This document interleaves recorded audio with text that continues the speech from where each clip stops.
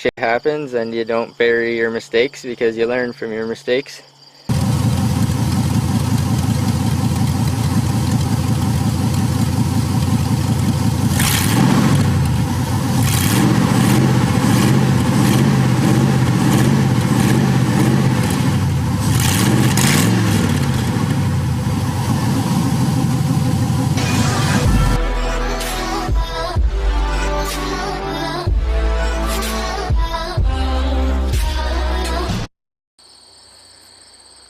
Well, I haven't had as much time to work on the fire turd not as much time as I'd like to have, but I think the last thing I did was I built this intake, and the same place where I got my steering wheel, I was at a swap meet in Toronto.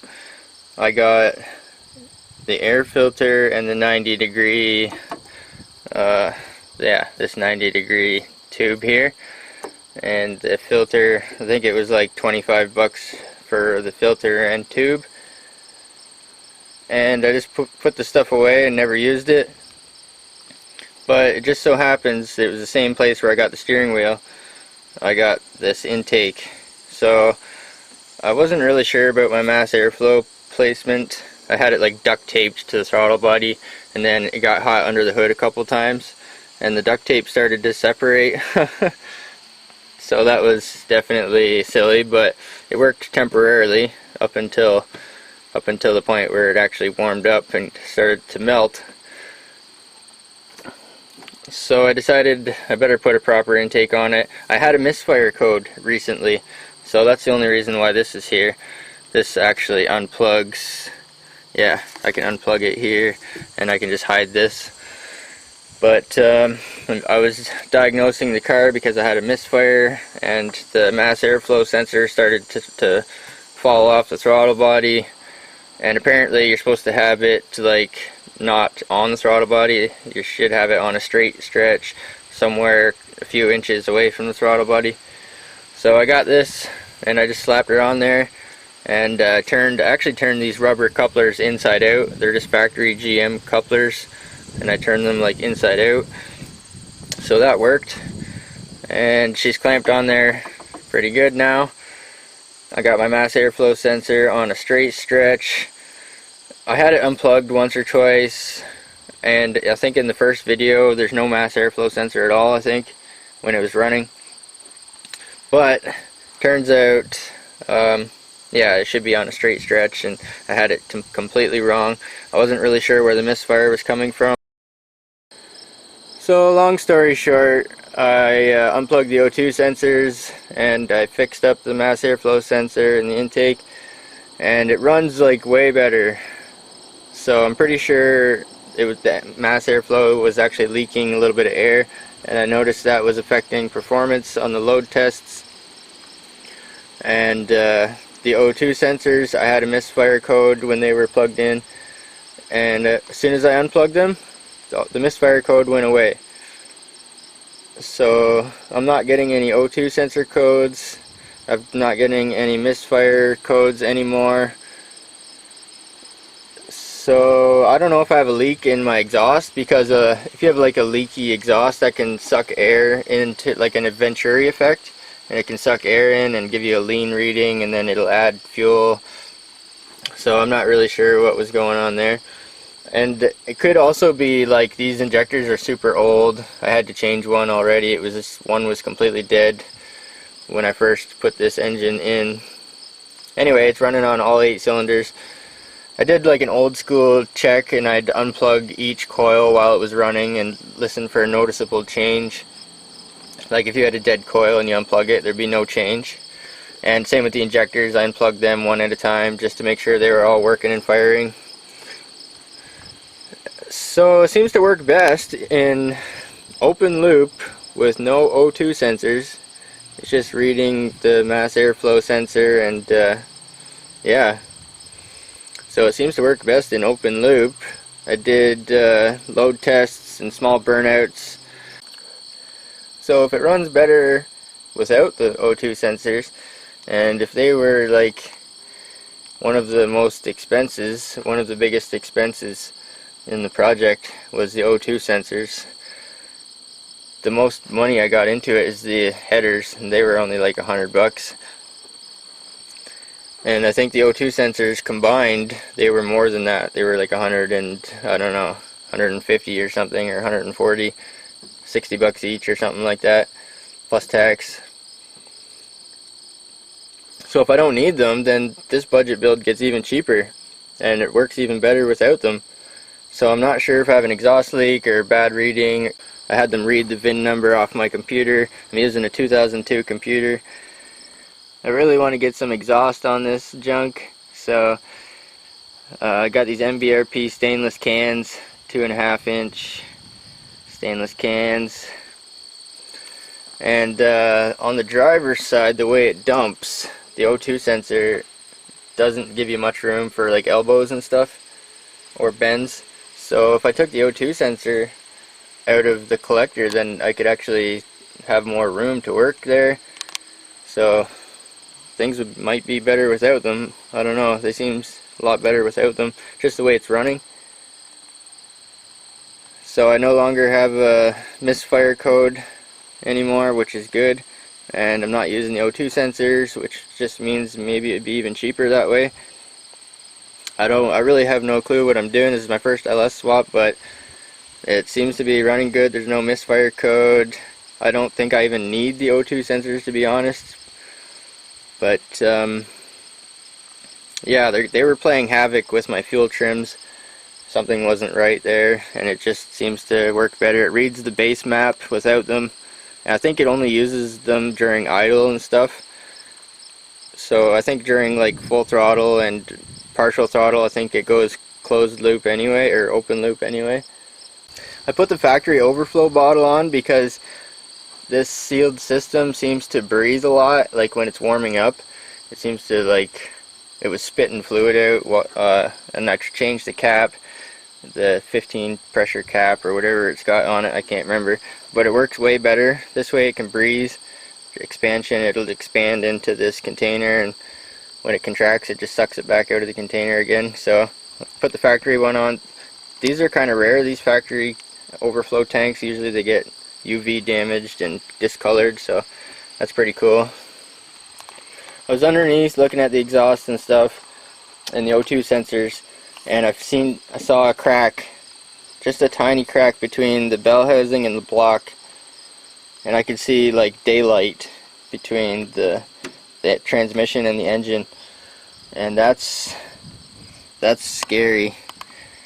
So I tried to tighten the bolts, and they seemed like they were tight, but I still had daylight, so I was like, what the frig is going on here?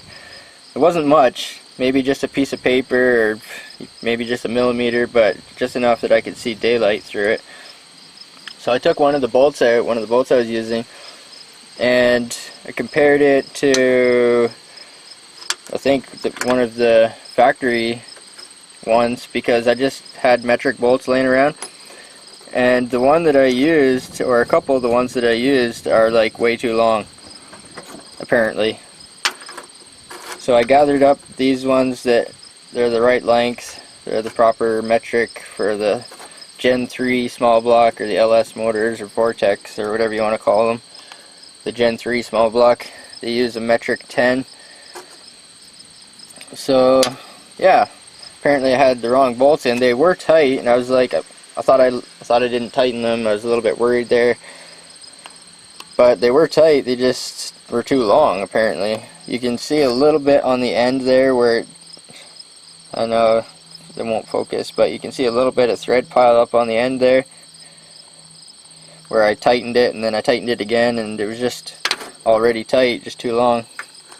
So I'm gonna take out one at a time, and I'm gonna replace them with these. These are the proper length, and yeah, apparently I used the wrong bolts. I didn't use all of these. I think I used 3 of these and 2 of these. They do have the same thread, so I guess I just grabbed a handful of bolts and when I slapped it together, and that's no bueno. That's a big no-no. So yeah, don't be like me and use the wrong. Make sure you got the right bolts. So I'm going to take out a couple of these long ones and put in these and then hopefully that'll work. I'm just lucky that doing burnouts and load tests, I'm just lucky it didn't break the bell housing or something. And I'm also just lucky that it was just enough that it was only like a paper gap, only a millimeter gap. Okay, I went down under the car, and these are the bolts that I took out. So if I remember correctly, it's been a while since I put the transmission in, and I think I did make a video putting the transmission in, and there was snow on the ground. So I think I did this in the winter time. And I think I needed the extra length because I was putting the transmission up in there by myself. And yeah, I was just trying to get some bolts started, so I think I used some longer ones. And I thought they went tight all the way, but these were just a little bit too long. And then I found these ones here in the bell housing also. So I checked all 5 of them. There's 5 bolts in between the LS motor and the 700 R4. So I checked all 5 of them. 2 of them were too long, and 2 of them were the right lengths, but they had these pilots on the end, so there's no threads there whatsoever. And the bell housing is so thick, and once you add the bell housing, you're only getting a few threads into the block. So that was my bad. That was definitely. I was just telling somebody that I had to change all 5 bolts, and I was thinking, well, if I had to change all 5, then why is there only 4 here? And I had 2 of these and 2 of these. So I crawled back under the car again, double checked my work, and sure enough, I forgot one long one in there. There, now I had to do all 5. Because the LS has 1 blind hole on the passenger side. Normally there's 3 bolts on each side, but yeah. So these are all the wrong ones that I took out, and I got the proper lengths and the proper thread and all that now. I'm glad that's over with. I had to drop the transmission and the cross member down a little bit. The only way I can get at the bell housing bolts is if I lower the cross member and lower the transmission. So I got her jacked back up. All the bolts are done tight. Had to double check those. Anyway, I think I got her licked now. No more daylight in between the bell housing and the block. That was pretty sketchy. But yeah, shit happens, and you don't bury your mistakes because you learn from your mistakes.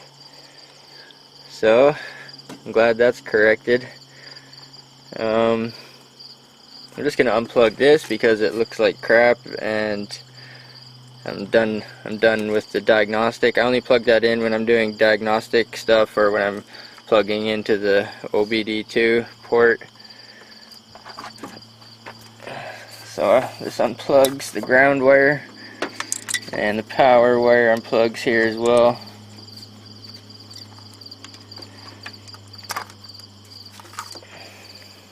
Just some spade connectors, and then plugs into the C100.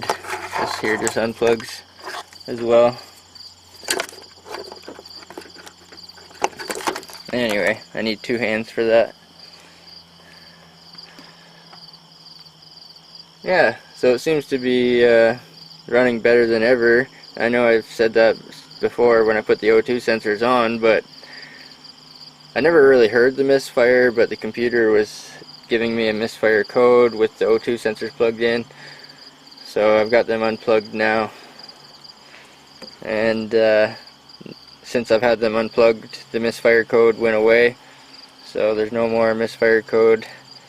That's good. I don't have any problem codes relating to the engine right now, which is a good thing.